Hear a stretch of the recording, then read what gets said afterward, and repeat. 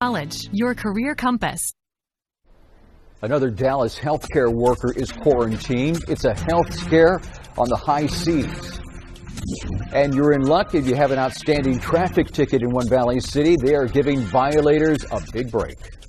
It's warmer across the valley today and more humid, and this weekend it looks like a chance for a few showers. We'll check your first 1-5 forecast. The Channel 5 News at 5 begins right now. From the Valley's News Channel, this is Channel 5 News at 5.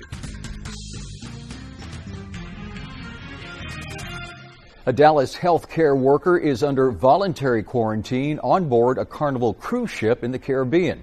Good afternoon, I'm Oscar Uzame. Thanks for joining us. Melissa Correa has a day off. The quarantine lab supervisor handled a specimen for the Liberian man who died from Ebola last week. We're told she boarded the Carnival Magic cruise ship in Galveston on Sunday. That was before the CDC updated how hospital workers had to be monitored.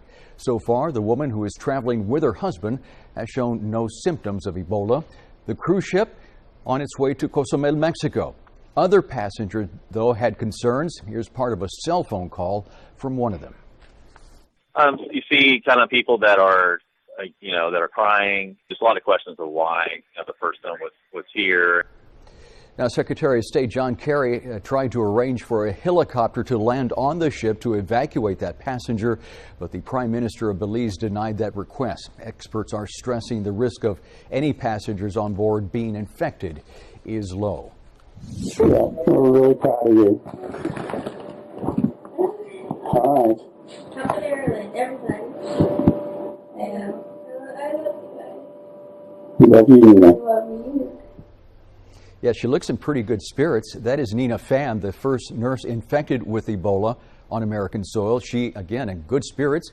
She's doing well, recovering from her bout with Ebola. Pham now in Maryland after being flown there yesterday from Dallas so she could continue her treatment at the National Institutes of Health. Now, the second nurse to contract Ebola, Amber Vinson, is being treated at Emory University Hospital in Atlanta. President Obama is naming Ron Klain as the point man on the U.S. government's response to the Ebola crisis. Klain is a former chief of staff to Vice President Joe Biden and a trusted advisor at the Obama White House. The president has been under pressure to name an Ebola czar to oversee health security in the U.S. and actions to help stem the outbreak in West Africa. The White House says Klain will report to National Security Advisor Susan Rice and also to Homeland Security and Counterterrorism Advisor Lisa Monaco. Now, the World Health Organization is admitting that it failed to stop the Ebola outbreak in West Africa. There have been nearly 9,000 confirmed and suspected cases there. 4,500 people have died. WHO officials say they're expecting as many as 10,000 new cases every week in Liberia, Sierra Leone, and Guinea by the end of the year. They indicate an incompetent staff and lack of information led to the outbreak there. The UN Health Agency said in a draft internal document experts should have realized that traditional infectious disease containment methods would not work in a region with a broken health system. The Ebola virus gets its name from the Ebola River in the Democratic Republic of Congo. The first outbreak was reported there in 1976. Scientists think bats living in African forests are the natural hosts of the disease. Bats biting humans is believed to be how the virus was initially transmitted to humans. The largest outbreak of Ebola in history did not begin until March of this year.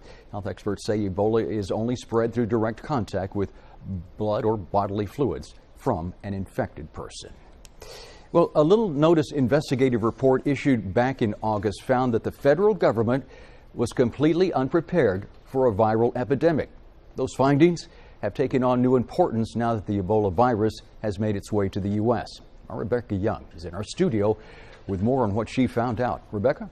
Well, the report was issued by the Department of Homeland Security's Inspector General. The Inspector General's office investigates waste, fraud, and abuse in federal agencies. And in this case, the Inspector General found that DHS wasn't even prepared to handle the flu. The report would have likely continued to gather dust had the government's ability to prepare for a pandemic not come under a harsh spotlight in the past few weeks. In 2006, Congress gave DHS $47 million in extra funding. It was to plan, train, and prepare for a potential pandemic. When investigators checked where the money went, they found that no one at the agency was in charge of pandemic supplies. No one had a plan when it came to storing or distributing supplies, and stockpiles of supplies were nearing or had already passed their expiration date. Investigators had specific examples. 84% of hand sanitizer bottles in one stockpile were expired and no longer effective. Some had expired 4 years ago. 200,000 respirators were more than 5 years old. The manufacturer says masks that old should be tossed. More than 80% of its antiviral drugs will expire by January. The drugs were supposed to fight the flu. Agencies within DHS didn't know what supplies they still had on hand or what had happened to supplies they once had. They actually don't even know where the supplies are, if they were properly distributed. Have they been, the people who are supposed to use these supplies, have they been trained? Do they know what they're protecting against? Do they know how to train other people to use the supplies? DHS officials agreed with nearly all of the investigators' findings. What's still unknown is what they plan to do about them and when. In the report, DHS officials said they were imposing a deadline within the agency to make needed changes. The date they gave investigators, September 30th, 2014. Coincidentally, that's the same date the first Ebola patient was diagnosed here in the United States. Live in the studio, Rebecca Young, Channel 5 News at 5. To follow our Ebola coverage on air and online, head over to our website at krgv.com, where you can also check out the Ebola readiness of Valley hospitals and EMS workers. Across the valley today, humidity going up, temperatures going up. Temperatures right now, well, let's take a look. Warmer than it's been, 92 in McAllen. Everybody else in the 80s, but that dew point's up at 63. Winds out of the south-southeast about 9 miles an hour. Looks like tomorrow it's a little warmer, a little more humid, but then the chance of rain works its way into your First Warn 5 forecast. A complete update coming up in a few minutes.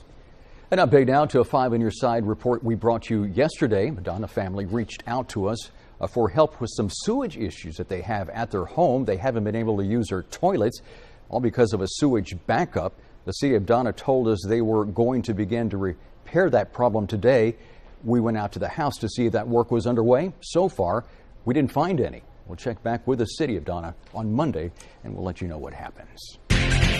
A Mission man is now charged for several break-ins. 26-year-old Arnel Gonzalez was arraigned this afternoon. He faces 4 charges of burglary of buildings, 1 criminal attempted burglary of a building, and 1 misdemeanor possession of marijuana. Police say Gonzalez broke into 5 businesses over a week, smashing windows into those businesses and then smashing the cash registers. Gonzalez told the judge he was under the influence of drugs when he committed those crimes. Also out of Mission, a Mission man will spend close to 6 years in federal prison for marijuana trafficking. Today, a judge sentenced 34-year-old Roberto Velez to 70 months behind bars. Prosecutors say from February to October of 2013, Velez hired women to transport marijuana for him. At least once a month, the women would move loads from Mission to Houston and San Antonio. The marijuana concealed inside suitcases. After the sentencing today, Velez was permitted to remain free on bond until a time when he would have to voluntarily surrender himself to prison. Well, the city of McAllen says they are exercising some leniency if you have an outstanding traffic ticket. The city is waiving the failure to appear fee for traffic violations who have warrants out for their arrest. McAllen Municipal Court Coordinator Eva Mendoza says their court has more than 24,000 active warrants. That's about 8,000 citations, assuming each one has 3 violations on each citation. Mendoza says every person who has a warrant has been notified by the city. Those people have until the end of the month to pay their ticket without consequence. Traffic violators can pay their ticket at McAllen's Municipal Court or on the city's website, and we have posted a link to their website at our website, krgv.com. Well, the son of Vice President Joe Biden is no longer in the Navy, but it wasn't exactly his decision. The things that we have done here in the last several days are encouraging. ISIS militants are falling back from a city they captured in Syria, but they appear to be making up ground in a country next door. We'll tell you where a little later in this newscast. This is Channel 5 News at 5. Breaking news. Breaking stories. This is Channel 5 News with Oscar Adame, Melissa Correa, and First Warn 5 Weather with Chief Meteorologist Tim Smith. This is Channel 5 News at 5.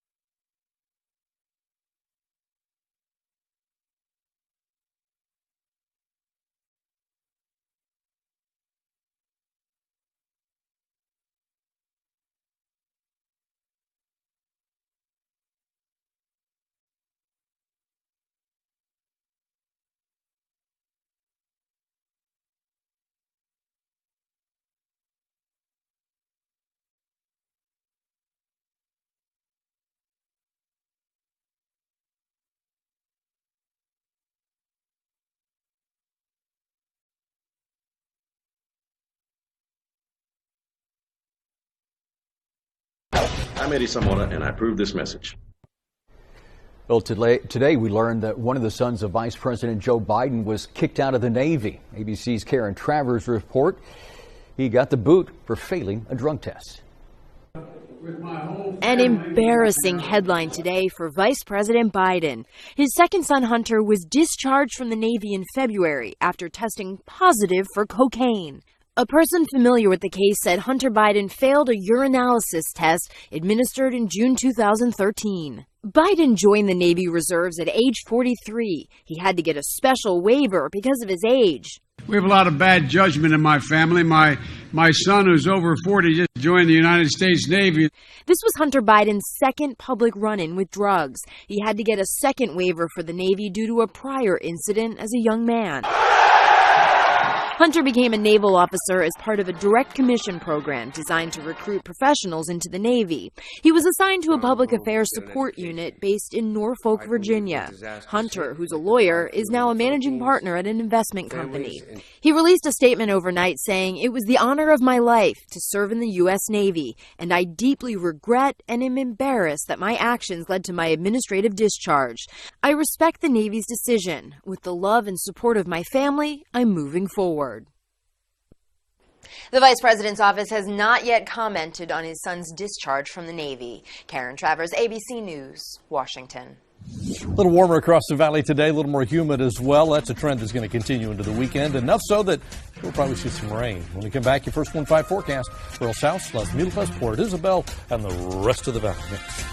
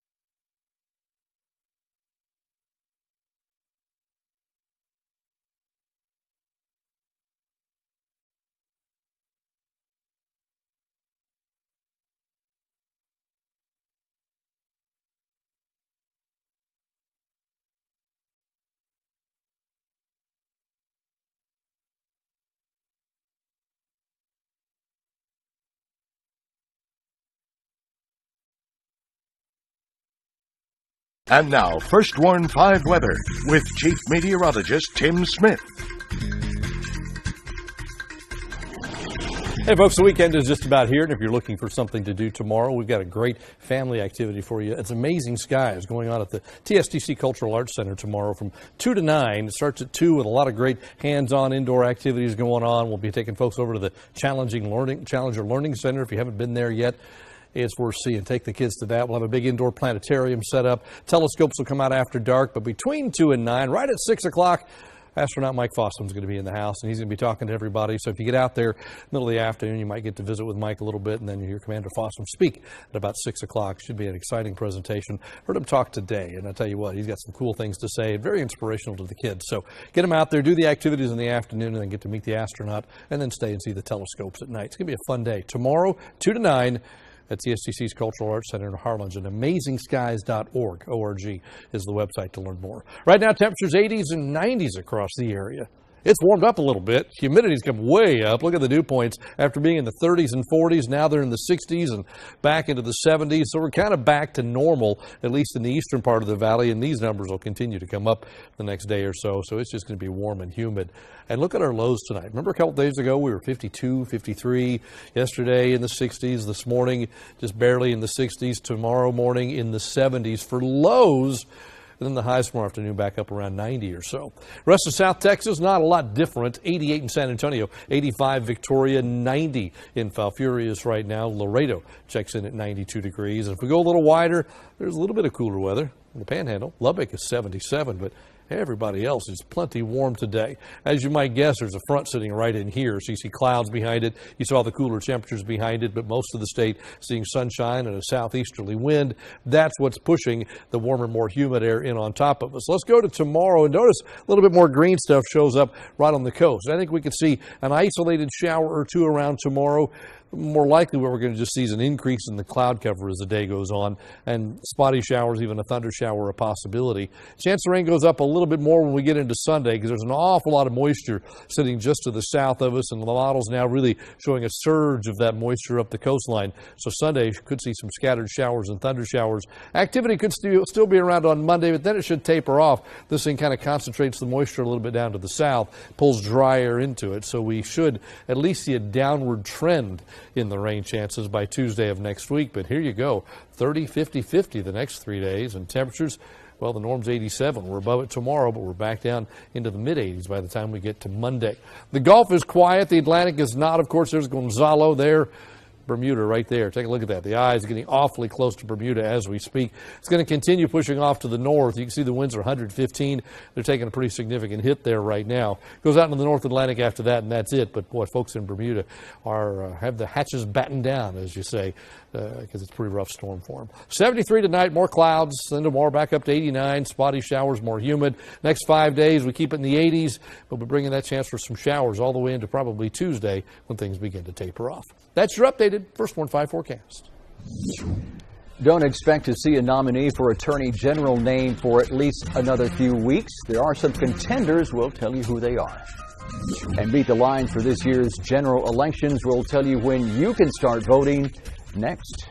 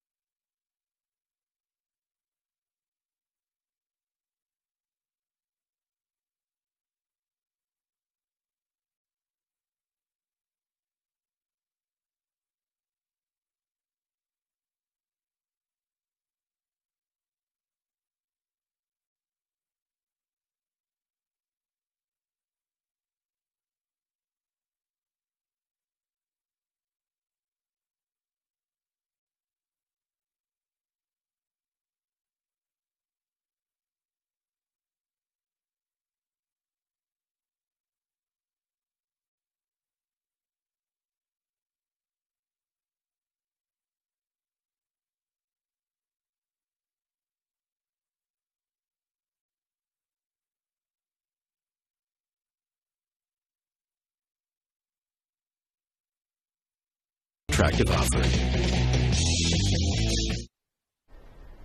Heading out to overseas right now, get you caught up with the latest from the Middle East, where ISIS militants are retreating from a key border town near the Syrian-Turkish border. U.S. and coalition airstrikes launched more than a dozen strikes around Kobani this week. Officials say although there is progress there, ISIS fighters are continuing to advance in Iraq, moving closer to Baghdad. President Obama has repeatedly said that U.S. boots on the ground will not be ordered, but a top military official says it still could be a possibility. I can't foresee a case where we should reintroduce large ground combat forces into Iraq. But again, war is discovery. ISIL is a national security threat. If we get to that point, I'll make the recommendation. The Islamic State extremists have, though, captured large sections of Iraq and northern Syria. Well, the hunt is on for a successor to outgoing Attorney General Eric Holder. An official says the nomination process will begin after the midterm elections next month. Holder is the last original cabinet member with the Obama administration.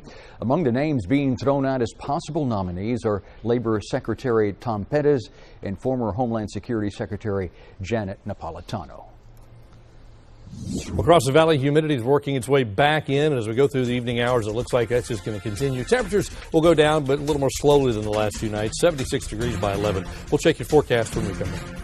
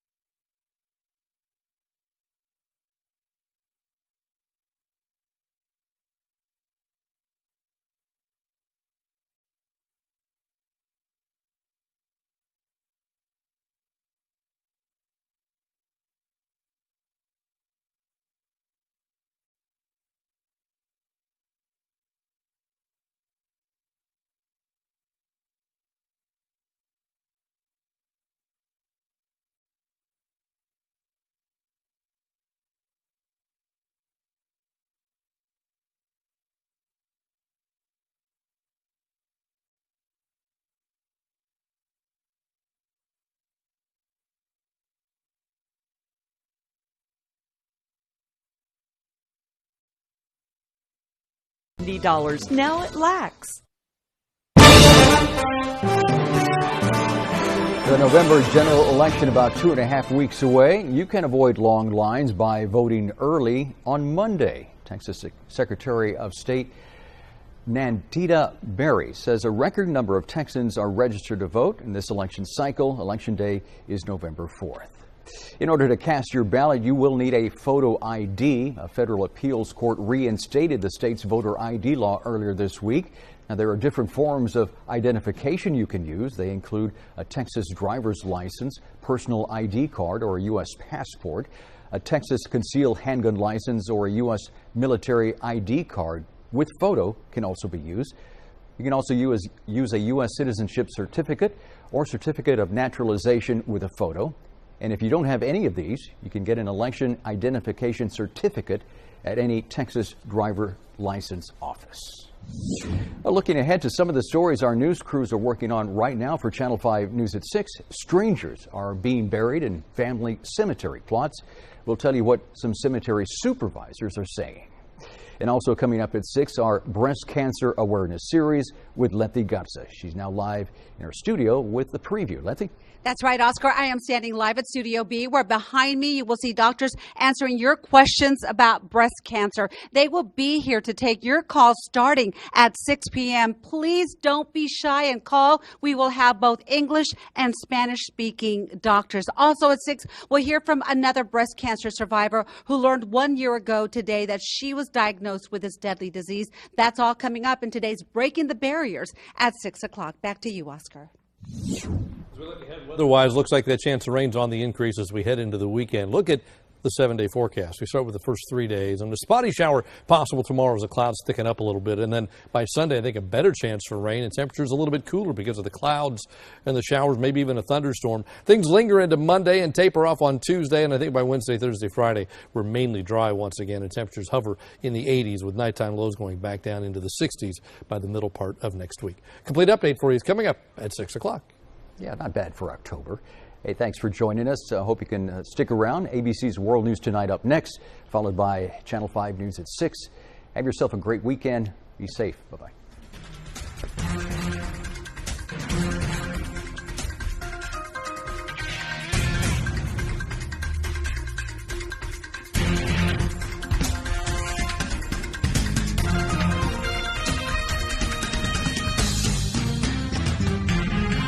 Closed captioning brought to you by